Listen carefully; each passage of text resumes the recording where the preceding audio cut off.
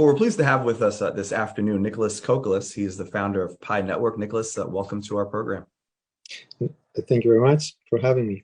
I'd like to begin with, kind of your thought as to what is it about Pi Network, if you had to explain it to a novice, that makes it unique and advantageous for crypto investors, crypto miners. What's unique about it? Thanks for this question, Dorian. So Pi is really accessible to everyone out there. People can mine it by themselves using their mobile phones. So as long as you have a mobile device, you can participate. And then once you have mined it, and eventually, especially when we migrate everyone to the mainnet, which we can talk about it later, then you can use that currency to perform various activities on the network, which we call utilities. So Pi applications and other things. And the beauty of this is that even people who wouldn't be able to participate in this process, imagine someone in a country that they wouldn't have a bank account, or they wouldn't be able to how do you acquire a Bitcoin, for example, if you don't have a bank account or if you have no way to enter? So anyone can actually enter, and then once they enter, they are able to participate in those activities. They are able to pay Pi to ask another pioneer for some type of labor, for example. You can buy goods and services, or you can even get paid for services that you provide for others. Great, that's great, and that's nice insight that you give us there on how it works.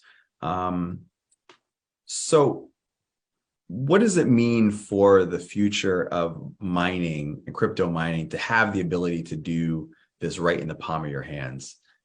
We think about the stories that are out there in these data centers that are just using so much electricity and energy, and it's so heavy. But you guys have really revolutionized how people can mine. What does that mean now for the future of mining?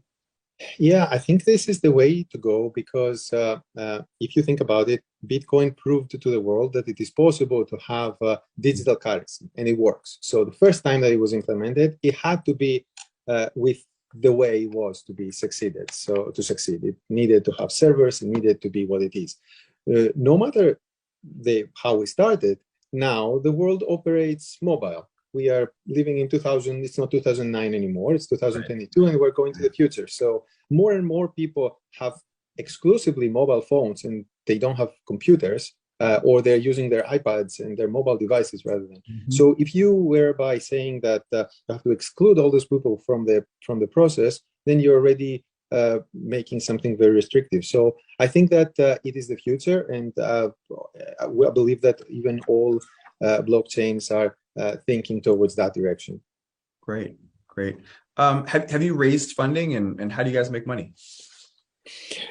Yeah, one important thing to know about Pi is that we avoided from the very beginning, and the easy way of making money by selling the coin through those ICOs that happened in the crypto space. So Pi has never raised has never sold any coins for many years now. We've been operating for 3.5 years, and this is an important aspect. We actually feel this is more natural, because usually for companies, they may be operating and creating utility and creating their business for several years before they can go on an IPO, and then all of a sudden having this unnatural early influx of cash can create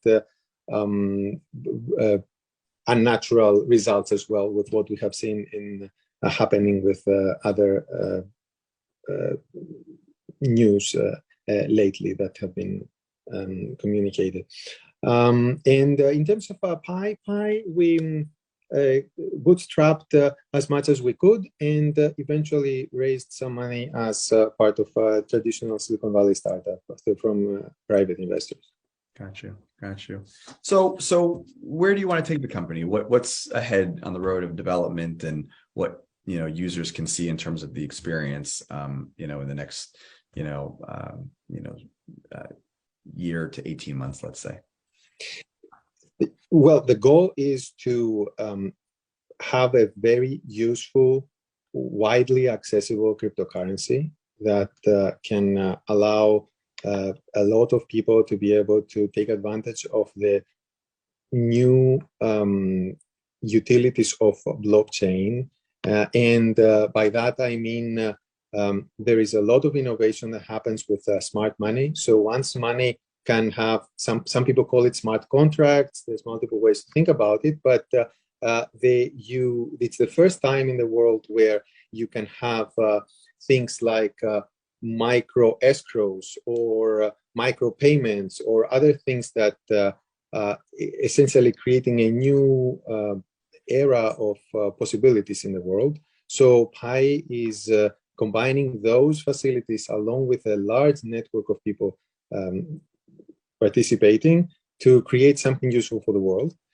Specifically, that's for the longer term, as you said, a year and a half and beyond. In the meantime, from now until then, what's important is that we are currently in the process of completing KYC for the members of the network. So Pi is going to have millions of people who are crypto ready and KYC, then real people, real accounts on it. So we are currently in the process of doing this, and the goal is that once we have a large number of people who have initially KYC'd, to migrate their balances into their mainnet so that they can start exploring and using the currency.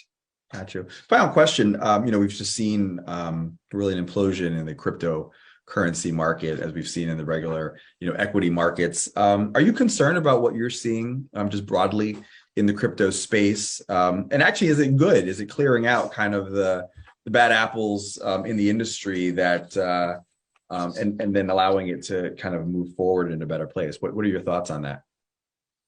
Yeah, well, it's usually an unpleasant thing to hear that any market may be going up and down. At the same time, it is a natural cycle that it happens all the time, and we have seen it in crypto multiple times as well, that there is a cycle.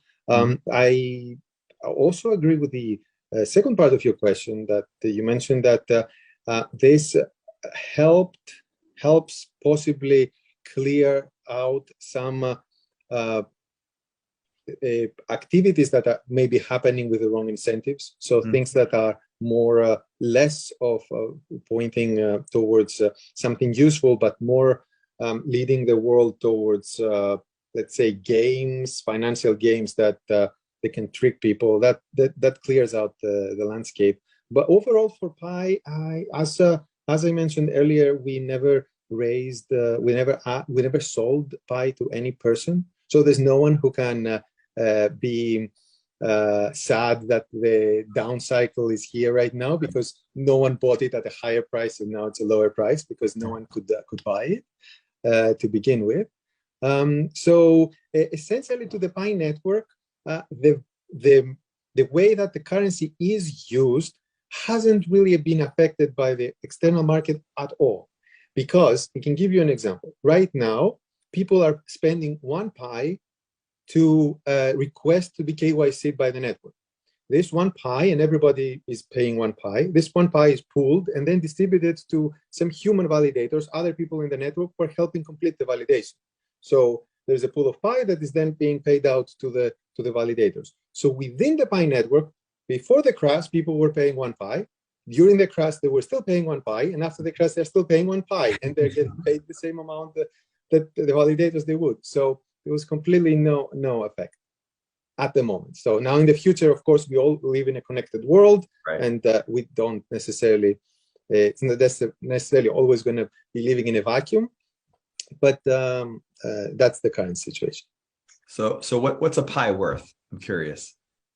So Pi is worth what pioneers make it worth. So in this specific case, that I described, you need to spend 1 Pi to get yourself KYC'd, and that 1 Pi is distributed back to validators, depending on how many validations are needed for each validation. Great. Well, NİCOLAS, KOKKALİS, Yeah. we're grateful to have you with us today. Thank you so much for your time. Thank you. All right.